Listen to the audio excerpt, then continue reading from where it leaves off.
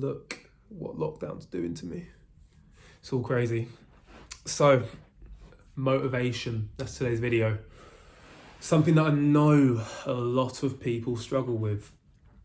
So really, when it comes to motivation, we can approach it one of two ways. We can look at the superficial level of things. So, looking at the programming, the training structure, the outlining of goals, the understanding of how to perform certain exercises and why they're beneficial for you.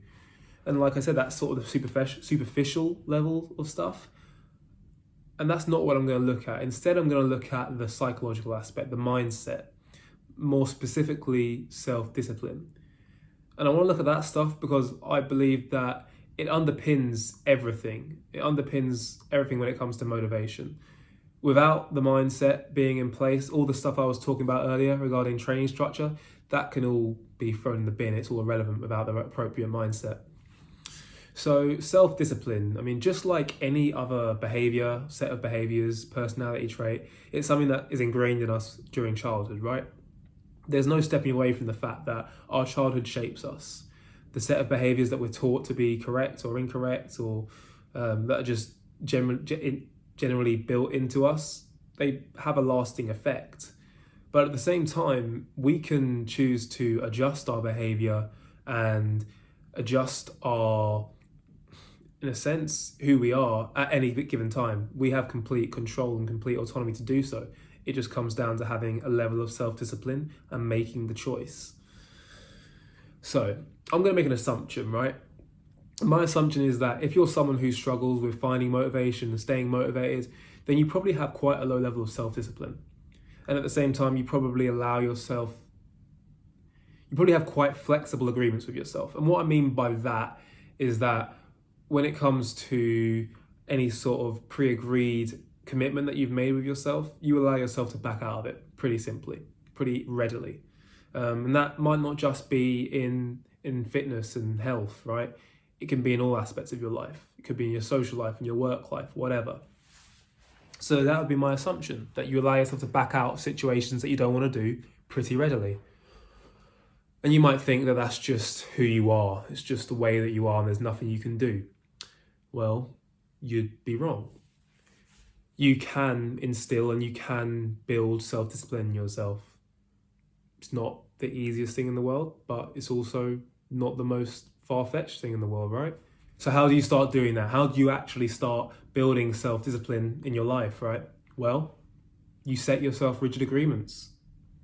You tell yourself you're going to do something and you actually see it through and actually do it. So say, as an example, because I've been going on a lot of runs lately and I find it tough sometimes to get up and go for a run, especially when the weather is horrible, right? So say you want to lose some weight, you want to start going on runs every morning. Well, no matter how you feel the next day, you get up and you go for the run, you do it.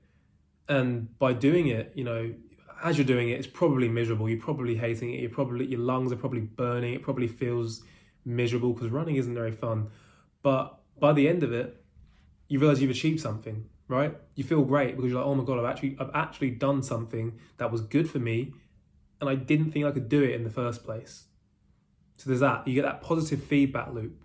And that should be something to motivate you, to serve as a reminder for you in the future.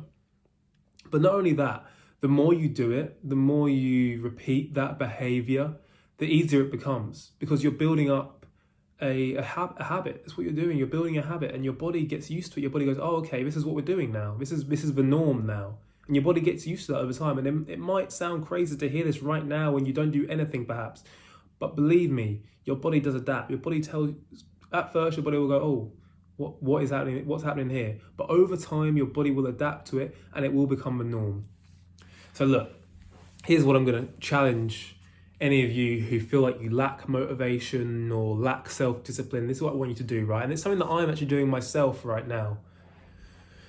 I want you to try and do something for 30 days, something that you know is good for you, right? That you want to do at the moment. For me, it's meditation. I'm day 4 into 30 days minimum of meditating, right?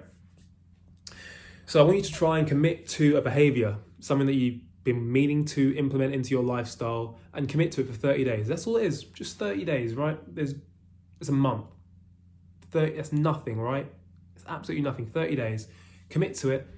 See how you get on. Just do it every day for 30 days. It could just be going for a walk for 20 minutes every day for 30 days. That's it.